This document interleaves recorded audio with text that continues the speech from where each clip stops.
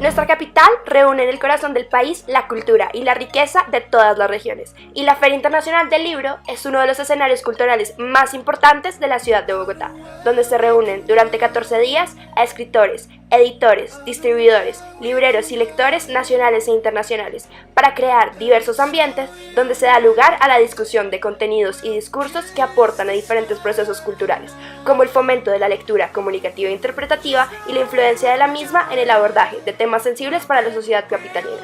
Una cultura que se potencia y se enriquece no es solamente a partir de vender más libros. Yo diría de leerlos, pero también habría que pensar qué clase de libros. La gran pregunta es, ¿cómo la lectura puede ser utilizada como medio de construcción de la cultura ciudadana? ¿Y cómo estos procesos comunicativos influyen en los retos de nuestra sociedad actual, como el posconflicto, la inclusión y la diversidad? Pues la literatura permite comprender las experiencias de los demás, amplía la experiencia humana y te permite entender, digamos, o ponerte en los zapatos del otro. Yo particularmente hablé y ahondé sobre los testimonios y sobre la memoria histórica del conflicto, y creo que eso es una puerta de entrada para comprender las vivencias de quienes no han pasado por ahí.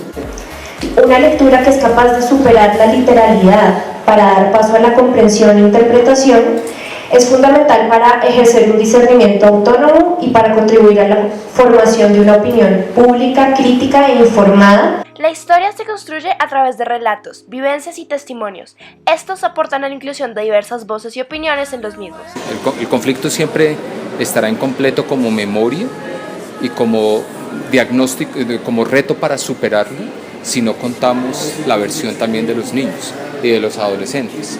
Entonces es muy importante que en cuanto a lo pedagógico y en cuanto a las metodologías se pueda generar un diálogo plural. Yo puedo escuchar la voz de las víctimas, pero también debo escuchar la voz de otros actores involucrados. Entonces creo que la entrada para realmente construir paz es tener la posibilidad de ver múltiples versiones y entrar en diálogo con esas versiones. O sea, una de las características del conflicto armado es que también está atravesado por un juego de poderes, de jerarquías sociales. Son los poderosos sobre las comunidades, los hombres sobre las mujeres, y también allí en el conflicto hay una perspectiva adultocéntrica que se impone, o sea, una confluencia de poder. Entonces tú no puedes, digamos, transformar el conflicto si solamente preguntas a parte de los que ya están en el ejercicio del poder. Entonces para un niño la guerra es el carro que lleva que desaparece la gente, eso es parte de la memoria de los niños, el río que se lleva a los muertos, los animales feroces que nos hacen daño. Esa es la memoria de los niños. Ellos no están representando ni armas, ni están representando los símbolos que tenemos los adultos, sino ellos tienen otros símbolos diferentes acerca de la guerra. Es muy terrible que una niña de 3 años nos hable de la fiscalía, que tenga en su repertorio verbal la fiscalía como una palabra, que tenga la muerte como una palabra, que tenga el sicario como una palabra.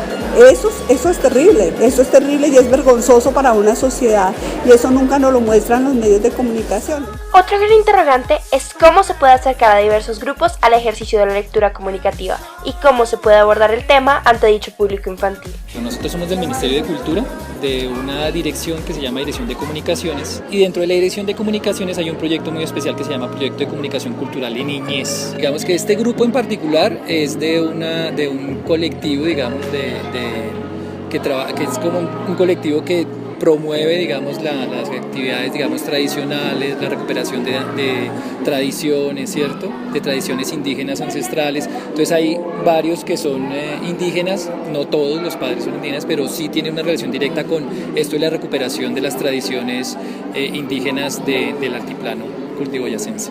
En este caso en particular, nosotros nos hemos dado cuenta un poco que crear estos contenidos y emitirlos por televisión se pierde un poco el impacto que pueden tener en los niños, porque son contenidos que tienen un énfasis didáctico, pedagógico, educativo. No es solo ver el contenido, se ha visto el contenido, desarrollar una serie de actividades. Entonces esto es importantísimo, es que estos contenidos en cierto modo no se extingan, sino que sigan funcionando y promuevan, por ejemplo, en este caso, la relación de los padres y sus hijos, o sea, que sea una motivación para que jueguen, para que hablen, para que lean, ¿cierto? Entonces esa es, digamos, la finalidad de esta actividad que estamos desarrollando hoy en la FIL. Es que el arte y el juego es el lenguaje natural de los chiquititos.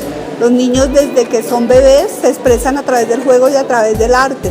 Y aquí lo importante de eso es que los niños nos muestran fenómenos de la guerra sutiles que los adultos no somos capaces de ver. Creo que se podría decir también en complementación que sin que necesariamente sea, digamos, su propósito, porque es su derecho, también narrar es un derecho. Claro, es un derecho. Y debería elevarse como derecho explícitamente, pero sin duda la narración de la paz y de la guerra en los niños tiene un efecto terapéutico importante. La pregunta que se le hizo a todos nuestros entrevistados fue la siguiente. ¿Cree usted que la Feria del Libro como iniciativa cumple con su propósito de fomentar la lectura como proceso comunicativo y cultural? En la medida que la gente compre más libros, uno aspiraría a que la lectura que la crezca, leyeran más, que la sí. lectura se fomente. Pero la pregunta siguiente es ¿qué tipo de lectura? ¿O qué tipo de literatura?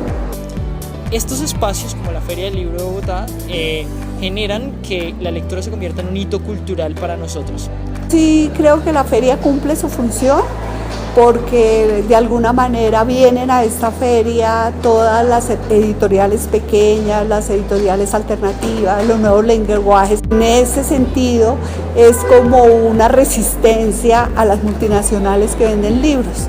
Pero hay una cantidad de editoriales regionales, alternativas, que son las que vienen a esta feria y se dan a conocer también, y eso ocurre solamente una vez al año, pero tiene esa pequeña cosa maravillosa, eso hace parte de la diversidad. Yo creo que la Feria del Libro es una tremenda oportunidad para que todos los bogotanos, digamos, y bueno, ahora cada vez más otras personas del país se acerquen a los libros de una manera diferente, digamos, que no sea como un poco nos tocó a nosotros la obligación de leer, sino que disfrutemos leer y, digamos, un poco descubrir que leer es